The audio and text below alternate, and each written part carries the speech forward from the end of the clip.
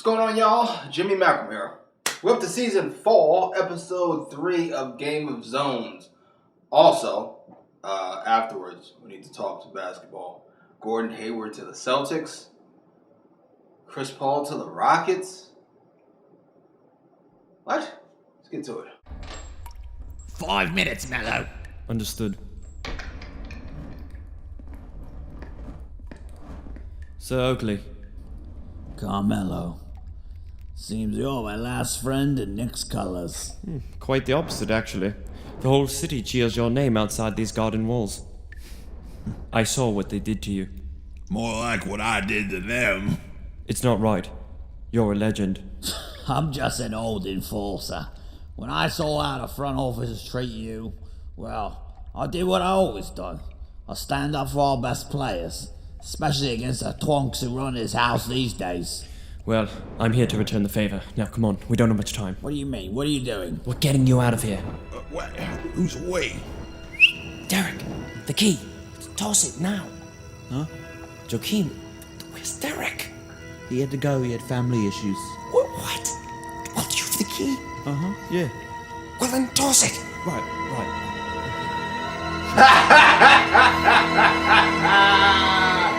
That's so fucked up. Ah, crap.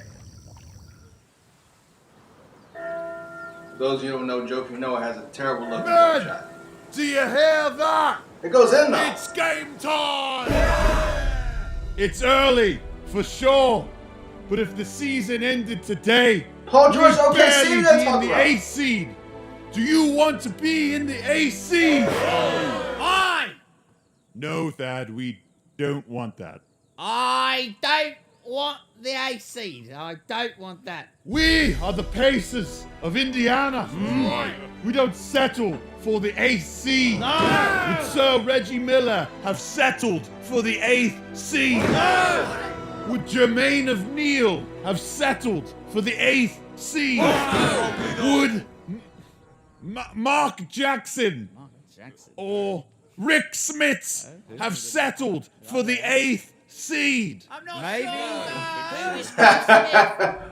We are not an 8th seed team. Better than that. We will not be a 7th seed team. What I see is much better than our record. I see a 5th or 6th seed team who will at best make it to the second round, but probably no further. I'm okay with that. Right now, our defense is 25th in the league. Let's get that up to 15. And our offense, it's 20th. Let's inch that up to maybe also 15. So let's go out there and send those Pistons back to Detroit and fulfill our destiny to have a decent regular season and a forgettable playoff. This has been the best one so far. This season, I mean.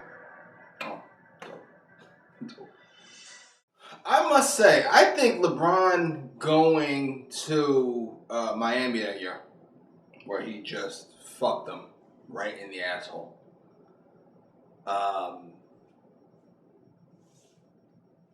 I think he has inadvertently helped owners and GMs out tremendously. Because, first of all, nobody's taking a chance on their star walking.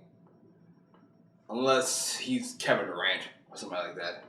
And a lot of players seem to be willing to give a little in order to help their team out. Meaning, fucking Paul Millsap sign and trade, Chris Paul sign and trade.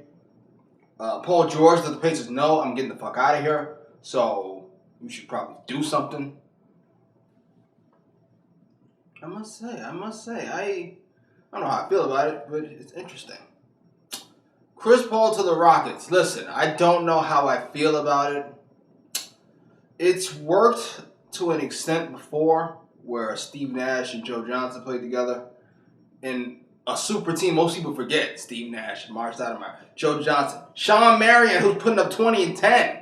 The Matrix Sean Marion, not old Dallas Sean Marion. So it could work.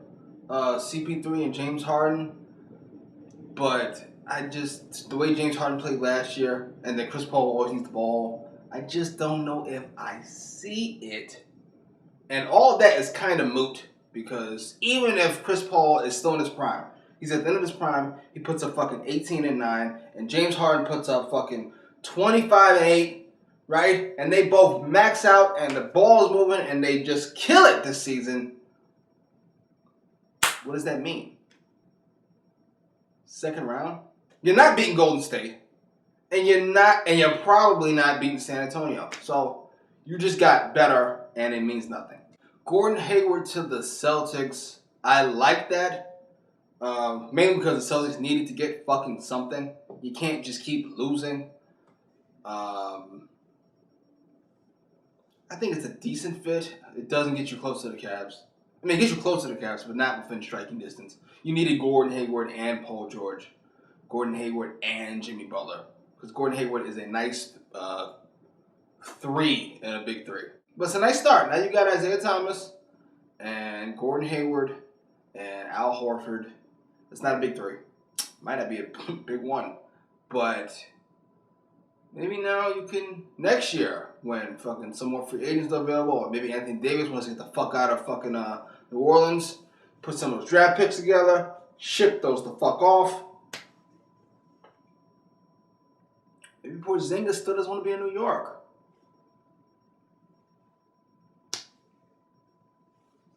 I think he does.